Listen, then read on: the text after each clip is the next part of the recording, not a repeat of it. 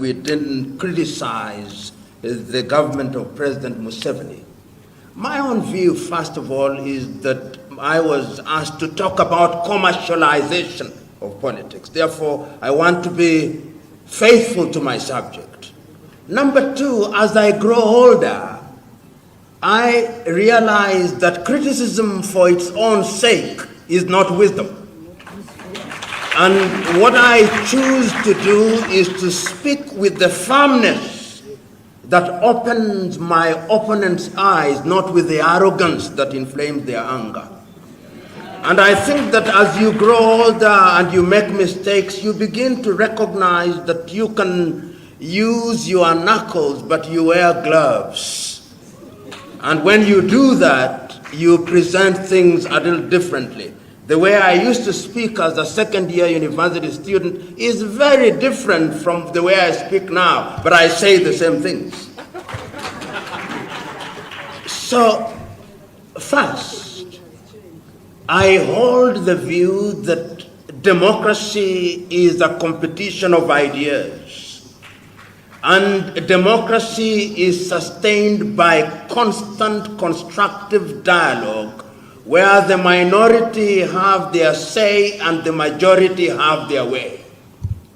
And if one understands democracy in that way, one can then appreciate that it is incumbent upon the political party that is in power to continuously and constructively engage the politician or the political parties out of power. And that is the essence and the value of the parliament that we have. Parliament is a latter-day representation of the barazas or the meetings that we had in our societies.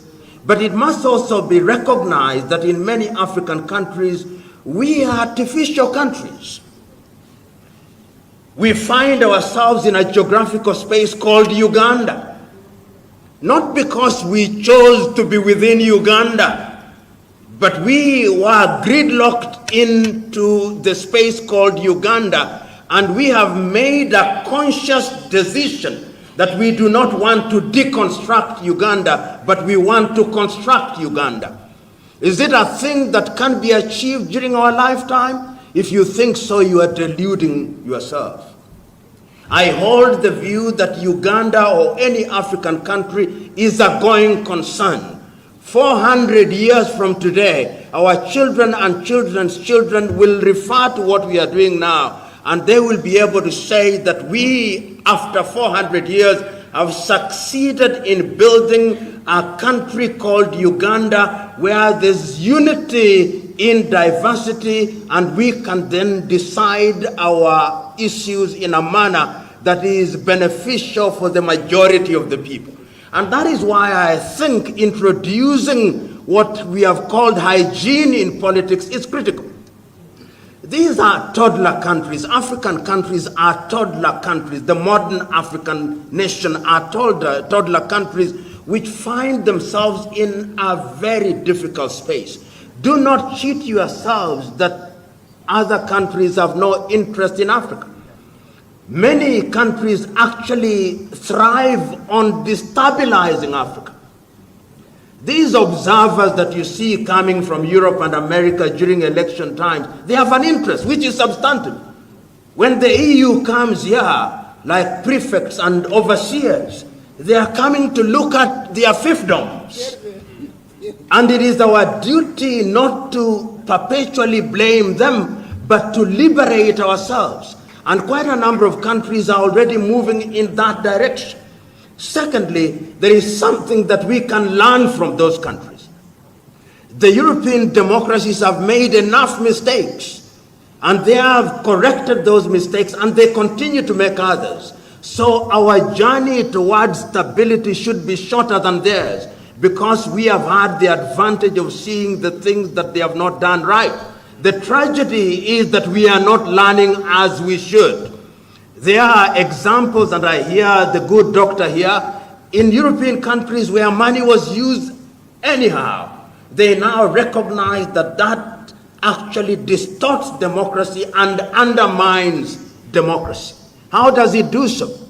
It then creates an environment where you can create narco states, and it happened in Latin America, where drug peddlers were now controlling the state, and you do their bidding. So we've got to sanitize our politics, and this is how I understand the laws that we are talking about. I hear you that we cannot count money in your room, but we are saying that on average, a parliamentarian or an individual contesting for a parliamentary seat in Uganda should expend so much money for items that are known and from sources that are known. We believe that if we walk that path for several years, we will create an environment where you spend money on, if it is advertisement, if it is publicity, if it is material, we know where the source is. We don't want a situation where somebody comes here with billions of Ugandan shillings and then buys their way into parliament, and they get into parliament and then they subjugate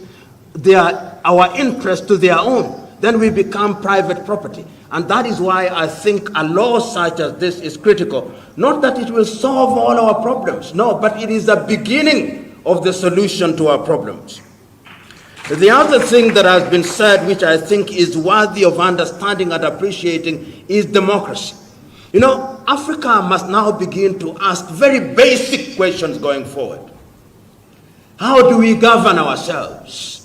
Is there one word or one size fits all democracy? I don't think so.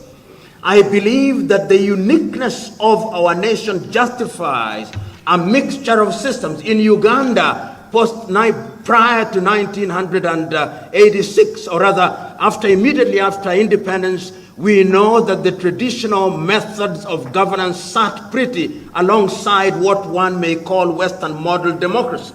We now know that after 1986 and the restoration of the kingdoms in Uganda, there is a sense in which the traditional chieftaincies or kingdoms are subsisting in an environment that is not wholly in line with those systems. Can we devolve and devise a system that accommodates that? It is happening in Nigeria. It is happening in Ghana. It is happening in Malawi. It is happening in South Africa. It is happening in Lesotho. It is happening in Eswatini, which used to be called Swaziland. In other words, there is no one-size-fits-all democracy. As long as the people have the opportunity to participate in the governance system. And I don't have a solution.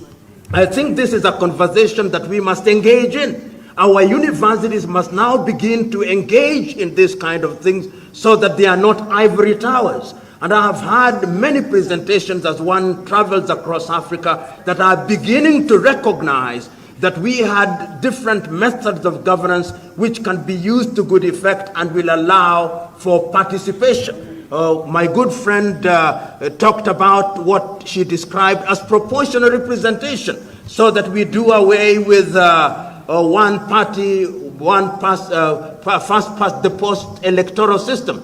These are ideas that must come. And we are very young as modern state. The oldest African state that was colonized and regained our independence is Ghana in 1957.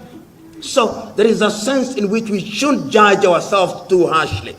The other thing that has been talked about is rotation. The reason why we talk about rotation is that we have put too much premium on the presidency. The presidency, and I think it is Chinua Achebe who wrote about in his little book in 1983, the trouble with Nigeria, which could very well be with the trouble with Africa. That a president is like a person who holds the knife and the yam. Depending on how you behave, they can give you a little slice and you celebrate them. Your typical African president is a demigod.